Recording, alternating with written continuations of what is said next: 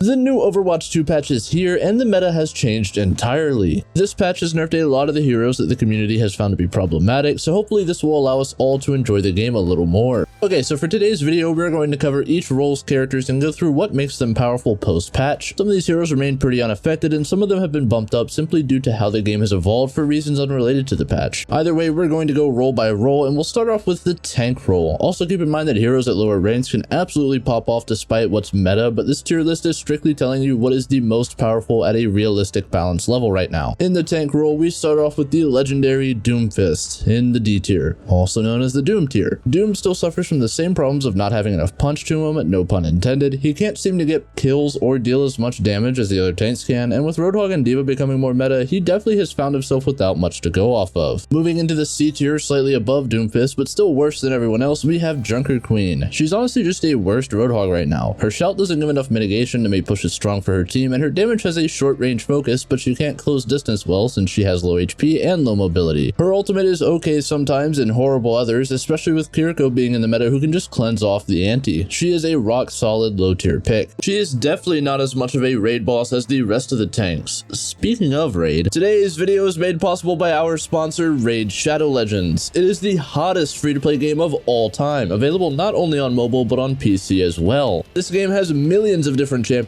combinations, so you will never get bored because you can constantly switch up the way that you play. Use the QR code or links below to download Raid yourself to your mobile phone or your PC. Two of my all-time favorite champions have got to be Queen Eva and Venus. Venus is an extremely versatile offensive support. I mean, just look at her. You can't not love this woman. And don't even get me started about Queen Eva. You might recognize her as one of the bosses from the campaign, but she's also one of the greatest champions that you can pick. This month is huge for Raid. They just released a brand new faction, the Sylvan Watchers, with some amazing new champions, forest elves, and druids phase. They're all here, and I can't wait to try them out. There's also the new Forge Pass, which will give you access to some of the most powerful gear in the game. By the way, if you're an Amazon Prime member, you get exclusive Raid rewards. All GameLeap viewers get a free starter pack worth almost $30 with a free champion, Ana, and all of this awesome in-game loot. You will find these rewards in your inbox for the next 30 days only, so do yourself a favor and give Raid a shot for free. There's never been a better time to get started, so new players use our link or scan the QR code right here. Moving up into the B tier, we have tanks that are actually starting to be good, and our first B tier is going to be Zarya. Zarya is receiving some crucial bubble uptime nerfs this patch, which has reduced her strength pretty decently. She's not necessarily bad now on a power level, but the new style of play with Kiriko and Monkey has really put Zarya in a tough spot, as she can find herself monkey bubbled off and caught out way more with this new meta, and so she rests at the B tier, decent but not great. Our second B tier tank is going to be Orisa, and honestly, Orisa is pretty solid right now. It's just difficult to rank her higher. It's not that she isn't sturdy or doesn't have damage to back her up, it's mainly that she doesn't do enough for her team. Her damage isn't super pick driven, which means she can't get away with having no team damage mitigation like Roadhog can, and she's overall fine on her own, but just not a good team player in the current meta. Our last B tier tank is going to be Wrecking Ball. He honestly plays more like a C tier most times, but some really good ball players are capable of doing extremely crazy things with him, and with Summer being totally gutted, he has received some much alleviated pressure with one less CC, and possibly his most annoying to face CC being out of his way. A skilled Wrecking Ball leaves him at the B tier, but I was all too tempted to put him in the C tier. Very skill dependent hero. Moving on into our A tier, we have two tanks that have very clear struggles on some maps, which is pretty much their only reason for not being in the S tier. First of which is going to be Reinhardt, who finds issues taking high grounds and being effective against hypermobile teams that can easily get away from him. He can be very potent on maps that don't have many insane high ground advantages, however, such as King's Row or Lee Jane Control Center, and with the hypermobile Lucio Kiriko team comp sitting behind his shield to keep him up when he needs, or following him in at lightning speeds, he can carry pretty hard on these maps. Our next A tier tank is going to be Sigma, and he's essentially the inverse of Reinhardt. He thrives on high ground maps by making it difficult to push past his range damage, while also having a ton of mitigation potential and a stun to help peel enemies off of his team. He also has one of the best ultimates in the game, so he falls in the same tier as Reinhardt. It's pretty much an inverse pick where he excels on the maps Reinhardt is bad at, while being bad at the ones that Reinhardt excels at. Moving on into our S tier, we have our first pick, D.Va. I've heard lots of disagreement on this pick, but having played a lot of tank myself lately, I think D.Va is the perfect tank stopper. Her mitigation being limited to one angle makes it very difficult to help her team approach and get space from the enemy DPSs at times, but D.Va is an excellent counter pick to pretty much any meta tank right now. This means that if you go against an enemy team that is super reliant on their tank carrying, locking D.Va can be enough to shut them down and get a win in ranked, and sure, she receives some minor nerfs, but they honestly did not change her all that much. Next up we have Roadhog, whose presence as a heavy pick potential hero and high close range damage dealer makes him extremely powerful. His ultimate also pairs extremely well with Kiriko, and he is another tank that is really decent in fighting any meta tank on the list, list. He simply deals a ton of damage and exerts a lot of pressure. Not a lot else to say about him. Korean contenders used him to great effect, which we covered in a previous video, so check that out if you haven't seen it already. Finally, we have Monkey in the S tier, who has definitely been the most meta NA pick so far, making a strong appearance in the Overwatch League postseason that took place a few weeks ago on this patch. His mobility is fantastic, allowing him to engage on targets in practically any location. His bubble gives his teammates a much needed sustain in their dive from all angles and allow for them to follow their monkey up, while also serving as a powerful barrier to stop dive targets from getting healed by their backline. He also has a powerful burst combo with his right click land and melee to soften up those dive targets, and ultimately this ends up landing him at the S tier. Moving on into our DPS role, we have a lot of movement from various spots in the previous tier list. This role has certainly shifted to favor either super mobile DPSs or those with tons of pit potential. Plus, in very good news for DPS players that are playing on console, or honestly just any players on console in general, they have actually made a change to aim assist in those crossplay lobbies where you're playing with your PC friends. Now if you're playing in a crossplay game that isn't competitive, aim assist is enabled. Honestly, pretty good change for quick play. Definitely makes it a little bit more easy to play with your friends. So yeah, not much else to say about that. So starting off in the C tier, we have a brand new hero that I honestly can only make a prediction on since she's been out of the game for weeks and hasn't seen much play in a while. Mei not having a stun really makes her significantly worse in this meta, as her damage is not bursty or consistent enough to keep up with the fast-paced one-shot heroes, and her lack of mobility poses some serious issues. For these reasons, she is a C tier pick. Next up in the C tier, we have Symmetra, and Sim is just simply not good in this meta. She was okay in the early dually days of Overwatch 2, but now that we've shifted into a death ball or a pick-driven meta, she just doesn't have the mobility necessary to join the death ball, and even when she TPs in, she doesn't have the damage output to keep up with the higher tier picks. She's also an easy target for dives, so this all just leaves her down at the C tier. Our next C tier hero is going to be Cassidy, and Cass will get ran over by this meta. He's not going to be good at all as far as meta power rankings go. Keep in mind the disclaimer I mentioned earlier about heroes still being playable at lower ranks, but for Cassidy, he just doesn't have enough consistent close range damage, and because of his range fall off, he has to play in very easy to dive or hook positions that will ultimately lead him to getting picked or targeted super often. Not having much mobility makes this even worse, so he sits pretty square at the C tier. Moving on into the B tier, we first have Hanzo. Hanzo's optimal range is sadly right at the edge of where it's easy to die for the most part, and unless he hits some crazy headshots in the hyper mobile meta that exists right now, it'll be pretty difficult for him to play the game. If the enemy team is locked in on playing Hog, he can definitely be a higher tier pick, but against a Diva or a Winston, he's going to struggle a lot, and this leaves him at the B tier. Our next DPS B tier is going to be Ashe, and she falls into the same situation as Hanzo. Easy to dive, okay mobility, but not fantastic, and she needs too much time to really get a ton of value. Bob is still one of the best ultimates in the game, and it's possible to carry on Ashe still, but you are likely going to get outvalued due to the fast-paced nature of the meta. Next in the B tier is Genji, who has certainly had a fall from grace with the nerfs that were given to him. He received nerfs to his damage, which is really bad, and to his clip size, which is also really bad, and that ultimately leaves him stuck here at this level. He does good close range burst damage, but isn't beefy enough to stay in these ranges for long to get value like the higher ranked DPSs can. This means that over time his lack of damage becomes very noticeable, and Dragon Blade as an ultimate has become much worse with Lucio and Hog being meta. Next on the B tier is going to be Torbjorn. I was debating putting him at A tier since he has a lot of good damage output at any range. Turret can be a viable spam option when placed in the right spots, and he is pretty beefy up close. The only issue with Torb is he doesn't have enough mobility, and when focused by an aggressive team, he can be pretty easy to kill due to his very thick hitbox. This leaves him right on the edge of the B in the A tier, but ultimately at the B. Next up is Widow, and she really can be a good pick on certain maps, namely Junkertown and Circuit Royale, but outside of the really Widow-catered maps, of which there are few, she's going to find herself struggling to compete damage-wise. It's honestly because of these maps I leave her at the B tier rather than the C tier, and there isn't much else to be said about her. Our final B tier DPS is going to be Sombra. Sombra is only okay anymore for EMP, which remains a powerful ultimate. Her neutral fighting game has been toned down immensely with all of the hack nerfs, and she's going to struggle to be as annoying as she once was. That being said, she's still a very mobile, solid flanker, and with her EMP, she can still get some pretty easy fight wins throughout a game. Moving on into the A tier, we have a bit of a hot take, but I have Soldier 76. I think Soldier is one of the only ground-based spam heroes that can survive in this meta, since range doesn't affect him as bad as the other hit scans, and he has a ton of mobility. It really is map dependent on whether or not it's worth it to play Soldier, and you need a team that understands that they need to play slower and give you some time in order for you to get value. Because of this team dependency, is pretty hard stuck A tier, teetering on B. Next in the A tier is going to be Junkrat, and Junk's mines provide for a ton of mobility for avoiding being pushed by the super in-your-face Monkey Reaper comp that's becoming meta, and in fact he can be quite deadly due to just how much damage his spam puts out. Now Junkrat did get a tiny nerf to his trap, but I really don't think it does all that much, and it's honestly a random nerf anyway, but yeah, it doesn't really move him in the tier list at all. His lack of damage fall off means he can spam down chokes and get picks very often while being pretty strong in close range. His trap can also provide some decent CC to stop divers in their tracks for a few moments. He is A tier tier in the right hands for sure. Next on our A tier is going to be Bastion. I honestly feel like he needs to be a lower tier, but a Bastion that understands how to play a bit separated and avoid the enemy dive can be a huge asset on defense. His damage output is great for punching through Hog's HP or Monkey Bubble and slowing the game down to make it easier for defending teams. This can serve to be a very crucial piece of control, and overzealous tanks can quickly find themselves melted. My personal instinct and opinion is to place him lower, but I can't deny the Bastion success that I've been seeing in my GM games lately. Our next hero in the A tier will be Echo. Good Echoes are incredibly annoying. She has a ton of mobility, stays in the sky where a lot of meta heroes have difficulty shooting at her, and she can provide both spam and high burst assassination in close range. Next up is Pharah, who can provide a constant non-stop stream of spam in a meta where her counters are pretty bad. She is an S tier because she kinda needs a mercy, and that will force your healer off of Lucio most likely, which means your team takes a pretty huge hit to synergy, but she can absolutely carry and dominate all the same. This leaves her at a solid A tier pick.